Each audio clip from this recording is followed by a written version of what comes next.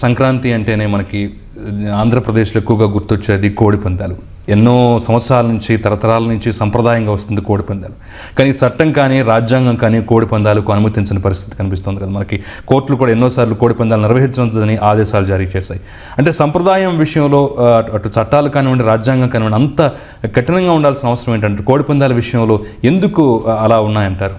అంటే కోడి పందాల విషయంలోనే కాదు, ఇప్పుడు ఎద్దుల పందాలు ఇలా ఏదైనా అంటే జంతువుల్ని హింసించేటువంటి ఏ రకమైనటువంటి క్రీడైనా చట్ట ప్రకారం నేరం.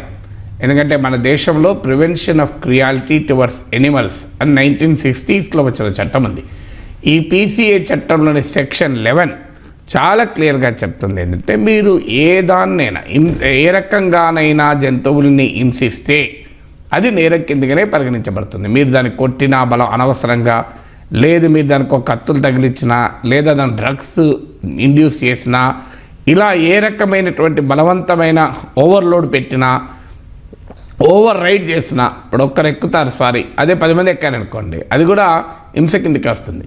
అంటే జంతువుల పట్ల ఏ రకమైన హింస చూపినా దాన్ని ఈ భారత పార్లమెంట్ ఆమోదించిన prevention of cruelty towards animals PCA చట్టం అని అంటారు. ఈ PCA చట్టం క్లియర్గా బ్యాన్ చేస్తుంది. సెక్షన్ 11 చాలా స్పష్టంగా చెప్తుంది. అయితే ఇక్కడ అనేక రకాల వాదనలు, ఎందుకు మరి ఇలా మరి మనిషికి జంతువుల్ని హింసించే అధికారం లేదా అంటే లేదు, అదే చట్టం చెప్పేది.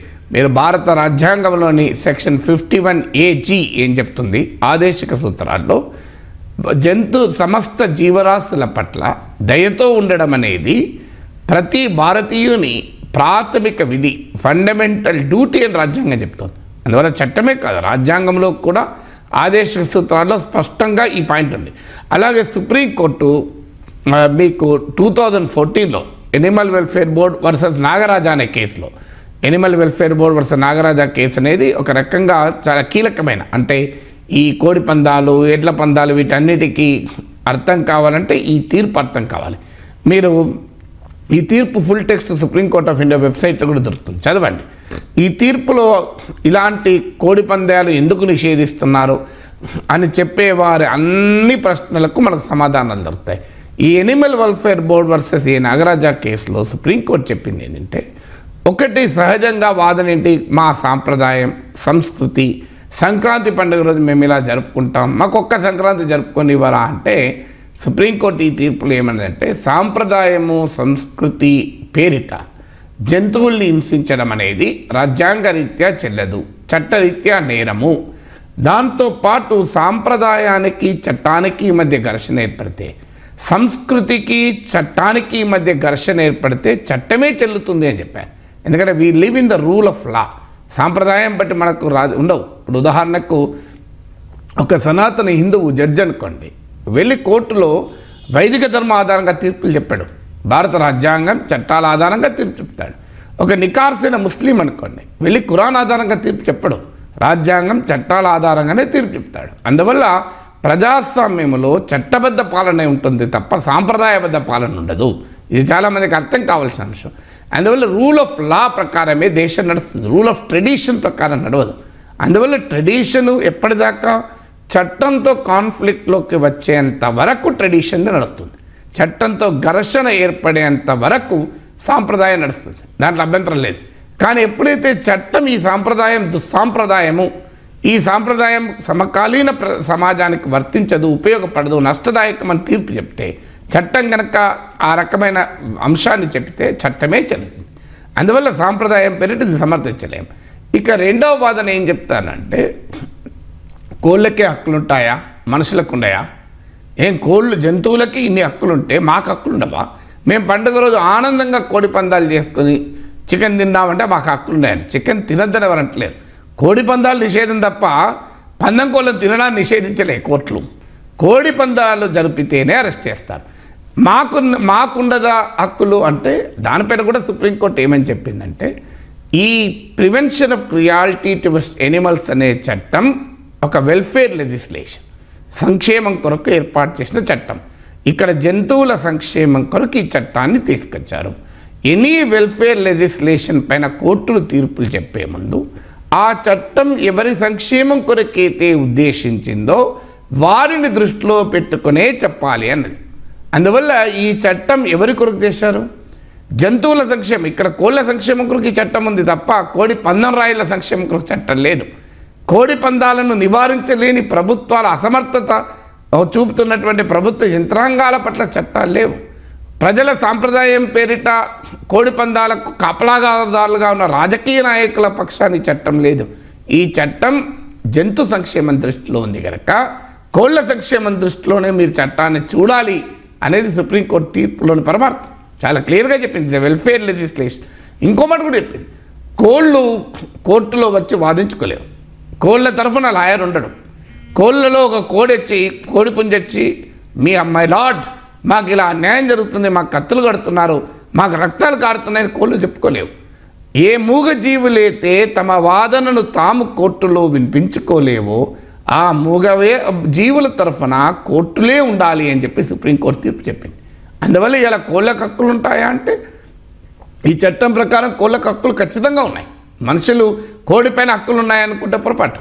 ఇక ఈ మరో వాదన ఏంటంటే చికెన్ కొరకు మనం కోసి తింటలేమా? చికెన్ కొరకేమో కోసి తింటే తప్పలేదు, పందాలు ఆడుతున్నావు తప్ప. కోళ్ళు చికెన్ కొరకు కోళ్ళని హింసించడం లేదా, మటన్ కొరకు మేకల్ని గొర్రెల్ని హింసించడం లేదా అని ఒక వాదన చేస్తారు. ఇవాళ మన అవసరం కొరకు రోడ్లు వేయాలంటే ఒక అడవిలో చెట్టు నరుకుతాం, కానీ అడవినంతా నరకడం చట్టం అంగీకరించదు. కానీ ఆ రోడ్డు వేయడానికి అంగీకరిస్తారు. ఇవాళ ఒక ప్రాజెక్ట్ కట్టడానికి అడవులు మునిగిపోతాయి, చట్టం అంగీకరిస్తుంది. కానీ ప్రాజెక్ట్ అవసరం లేకపోయినా మేము అడవులు అడవులను నాశనం చేస్తామంటే చట్టం ఒప్పుకోదు. అందువల్ల ఒక సందర్భంలో హ్యూమన్నెస్, అందుకే prevention of cruelty towards Animal చట్టం కూడా ఏం చెప్తుందంటే ఒక కండిషన్ చెప్తుంది, హ్యూమన్ నెసెసిటీ, మనిషి అవసరము కొరకు చేసే పనిని ఆ చట్టం మినహాయింపిస్తుంది. అందువల్ల సుప్రీంకోర్టు కూడా ఏమన్నదంటే ఆహారం కొరకు జంతువులు తినడం అనేది మనిషి తరతరాలుగా వస్తున్నటువంటి ఆహార నియమం, ఆహార అలవాటు. ఇవాళ మీరు చికెన్ తినొద్దు అని నిషేధించలేము, మటన్ తినొద్దు అని నిషేధించలేము. ఇది ఒక ఆహార నియమం కనుక ఆహార అవసరాల కొరకు కనుక చేసేది హింస కాదు. అందువల్ల ఇది ఆహారం కొరకు చేస్తున్నప్పుడు హింస అని అనలేము, హ్యూమన్ నెసెసిటీ అది. మిగతాది మీరు కోడి పందాలు హ్యూమన్ నెసెసిటీ కాదు. సంక్రాంతి కోడి పందాలు ద్వారానే జరుపుకోవాలి, ఇంకో మార్గమే లేదు. సంక్రాంతికి నిజంగా ఎంటర్టైన్మెంట్ అంటే కోడి పందాలే, లేకపోతే మనిషి బతకడు అనేది ఏమన్నా ఎక్కడైనా ఉందా? నువ్వు కోడి పందాలే జరపాలని రూల్ ఉందా? సినిమాకి పోయి కూడా సంక్రాంతి జరుపుకోవచ్చు.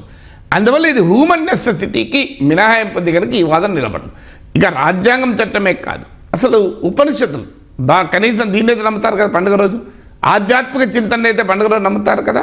మీరు దాదాపు 2,500-3,000 సంవత్సరాల క్రితం రచించబడుతుందిగా చెప్పబడుతున్న ఉపనిషత్తు ఈశా ఉపనిషత్తులో ఏమంటారంటే ఈ చరాచర జగత్తులో అనేక లక్షల కోట్ల జీవరాశులు ఉన్నాయి.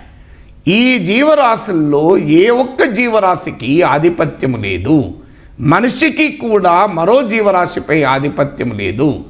ఈ ప్రకృతిలో, ఈ భగవంతుని సృష్టిలో ప్రతి జీవరాశికి జీవించే హక్కు ఉంది. ఈ హక్కును ఇంకో జీవరాశి కాలరాయలేదు. మనిషికి ప్రకృతి పైన అధికారం లేదు, ప్రకృతితో సహజీవనమే మనిషి చేయాలి. ఈ సమస్త సృష్టిలో ఏ లివింగ్ థింగ్, ఏ జీవ రాశికి కూడా అదనపుగా అధికారాలు ఉండవు, అందరికీ సమాన అధికారాలు ఉంటాయని చెప్పి ఉపనిషత్తులు చెప్తున్నాయి. అందువల్ల ఇదేమి రాజ్యాంగము చట్టమే చెప్పడం కాదు, ఆధ్యాత్మిక చింతన, తాత్విక చింతన, ధార్మిక చింతన కూడా ఇవాళ సమస్త జీవరాశుల పట్ల ప్రేమతో అభిమానంతో ఉండాలి, సహజీవనం చేయాలి ఈ ప్రకృతిలో అని చెప్పి చట్టాలు చెప్తున్నాయి.